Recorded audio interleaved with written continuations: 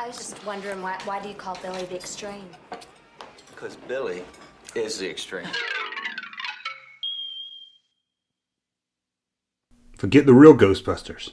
Forget the movie Ghostbusters. In the 90s, Ghostbusters went extreme. Let's look at the 1996 Extreme Ghostbusters action figure line.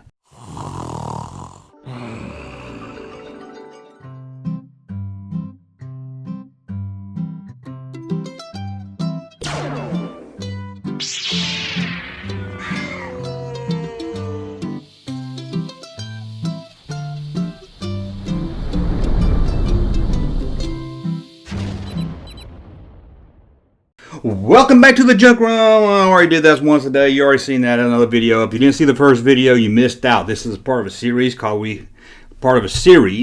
that I'm doing called Forgotten Toys. And I've done a few of these videos everywhere already. Let me move my table, sorry. I've already done a few of these videos already where I've talked about forgotten toys. So this is a new playlist. So check out the whole playlist to see the other episodes if you haven't yet. So what are we going to talk about? Well, usually I stick to toys in the 70s and the 80s. Mostly the 80s and sometimes the 90s. And this is one for the late 90s.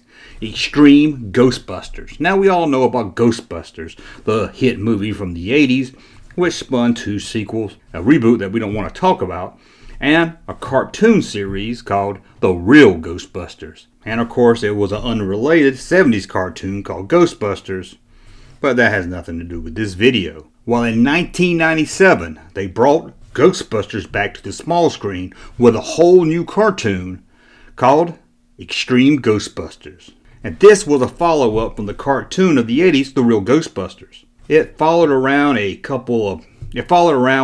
young college student as Ghostbusters. The only Ghostbuster to carry over from the cartoon, or I guess the movie, was Spangler, who we know in the movie was played by Harold Ramis. The new cartoon, Extreme Ghostbusters, was set years after the Real Busters cartoon.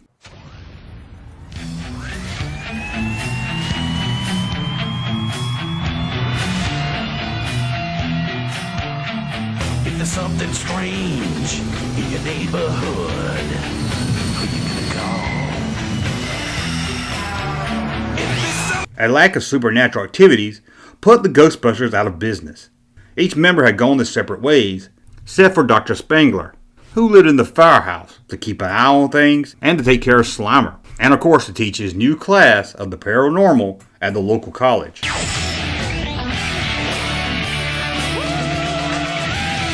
Ghostbusters to the extreme!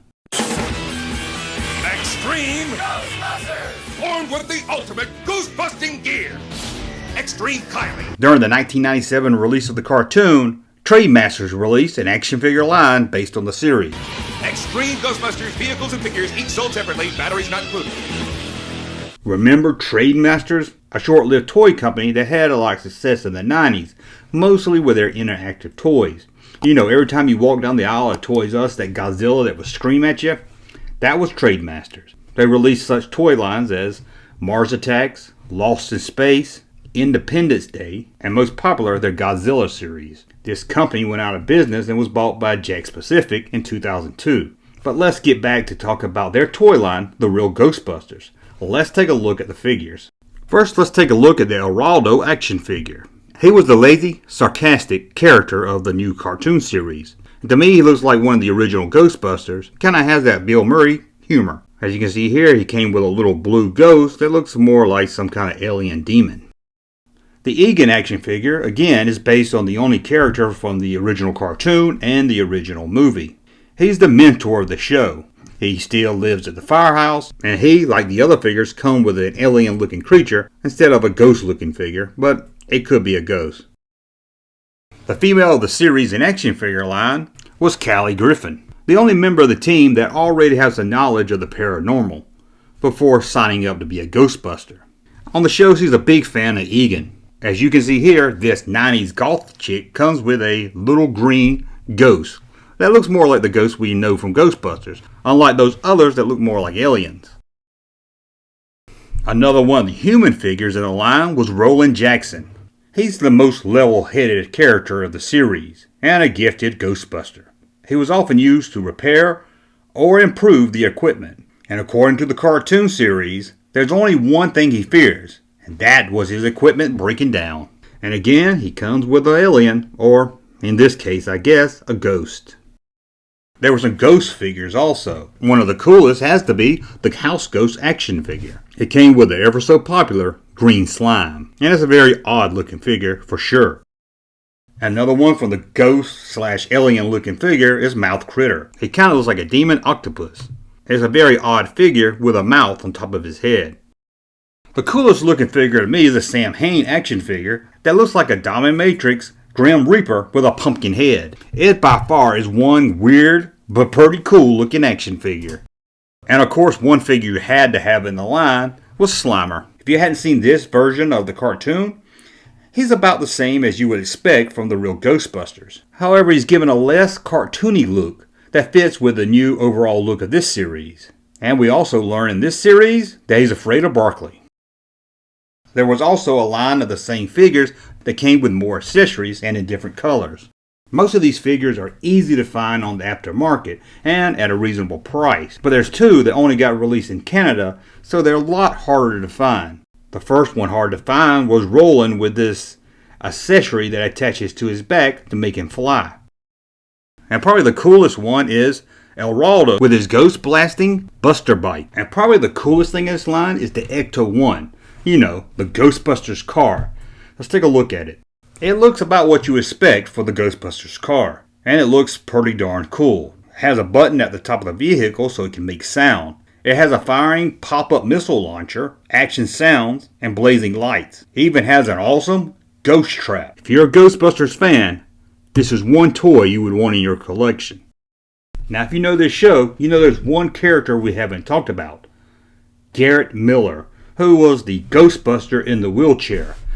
There was no figure of him made, but there almost was. There was a prototype made. The figure never got released. Now we don't know why this never got released. It could be that they were saving this for a Series 2 that never happened. And I've heard that Trademasters just didn't feel right releasing an action figure in a wheelchair. But I don't know if I believe that one. I think they had to hold something for Series 2. But here's a prototype of the Garrett action figure that we almost got. Despite being in a wheelchair all his life, Garrett has a jock-like attitude and is a huge fan of extreme sports. And even likes to do mad stunts. It's a nice looking figure, and if you're a fan of the cartoon series or the toy line, it's a shame this didn't get released. Well, that's a look at the action figures for the Extreme Ghostbusters. Wasn't they extreme? Oh, it's like having extra peanuts in your Reese cup. Now that's extreme. I hope you enjoyed this video. I get a lot of requests to talk more about the Ghostbusters toy line, but I never see anybody talk about this one. Nobody's ever asked me, hey, talk about the Extreme Ghostbusters line. And to be completely honest with you, I forgot they even made this and forgot all about the cartoon. I've never even seen the cartoon. And it was just a couple of days ago that I saw these figures, and then I remembered, yeah, I think I remember seeing those at Toys R Us and KB back in the 90s. Anyway, I want to thank you for watching, and until the next video, as always, please thumb up this one so I know you like my content. And, as always, subscribe to the channel. And we'll be back again to talk toys, pop culture, movies. Who knows what we're going to talk about. But I'll be back very soon to talk about it. Be back. You know what I'm saying. Goodbye. Thank you, sir, for that unsolicited testimony.